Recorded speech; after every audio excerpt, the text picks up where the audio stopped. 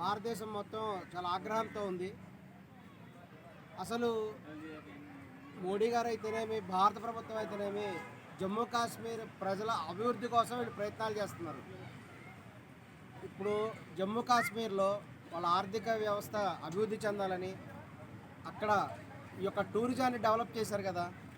Tourism development చేస్తే తద్వారా ఈ యొక్క ఎక్కువ మంది టూరిస్టులు వస్తారు. తద్వారా జమ్మూ కాశ్మీర్కి ఆదాయం పెరుగుతుంది. ఫ్యూచర్లో ఇంకా ఒక గొప్ప టూరిస్ట్ కేంద్రంగా కూడా మారుతుంది.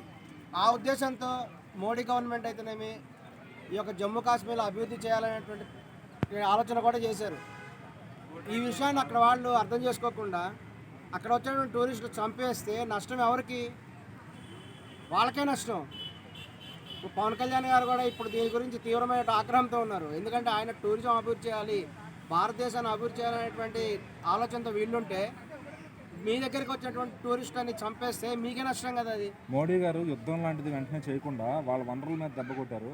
అలాగే యుద్ధం కావాలంటారా? ఎందుకంటే యువత అంతా ఇప్పుడు ఉడికిపోతున్నారు యుద్ధం కావాలని. సో మీరేం చెప్తారు? యువత అంతా కూడా చాలా తీవ్ర ఆగ్రహంతో ఉన్నారు. మీరు ఒక్కసారి గమనించండి, జమ్మూ కాశ్మీర్ రాష్ట్ర ప్రజలు కూడా భారతదేశం మీకు ఏం చేయదలుచుకుంది, మీకు ఏం సహాయం చేయదలుచుకుంది అనేటువంటిది మీరు ఆలోచించట్లేదు.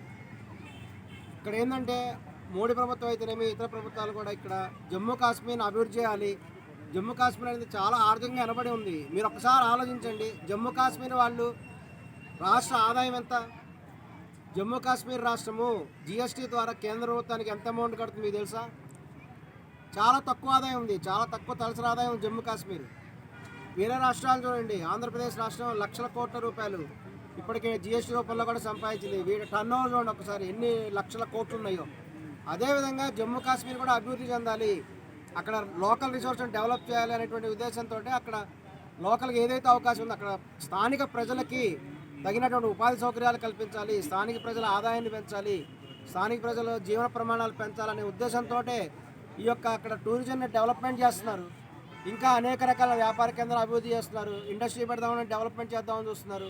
మీ స్థానిక ప్రజల అభివృద్ధికి కృషి చేస్తుంటే మీరు అది అర్థం చేసుకోకుండా వచ్చినటువంటి వాళ్ళ మీద అటాకులు చేయడం అనేది నిజంగా దురదృష్టకరమైనటువంటి విషయం. దీని మీద కూడా భారత ప్రజలు తీవ్రమైనటువంటి ఆగ్రహంతో ఉన్నారు. ఖచ్చితంగా కూడా అటాక్ జరిగేటువంటి అవకాశం ఉంది. మోడీ గారికి చెప్పుకోమన్నాడు. మోడీ గారి గురించి ఇంకా మీకు పూర్తిగా తెలీదు. మోడీ గారు కనుక అమిత్ షా గారు తలుచుకుంటే అసలు పాకిస్తాన్ యొక్క చిత్రపటమే మారిపోతుంది. ఆల్రెడీ కూడా పాకిస్తాన్లో అక్కడ లోకల్ కొంత ప్రాంతం వల్ల స్వతంత్ర రాజ్యం కావాలని కోరుకుంటున్నారు. ఈ సందర్భంగా పాకిస్తాన్ రెండు ముక్కలైపోవాలి, రెండు దేశాలుగా పాకిస్తాన్ డివైడ్ అయ్యే విధంగా చేయాలని కూడా మోదీ గారికి విజ్ఞప్తి చేస్తున్నాం.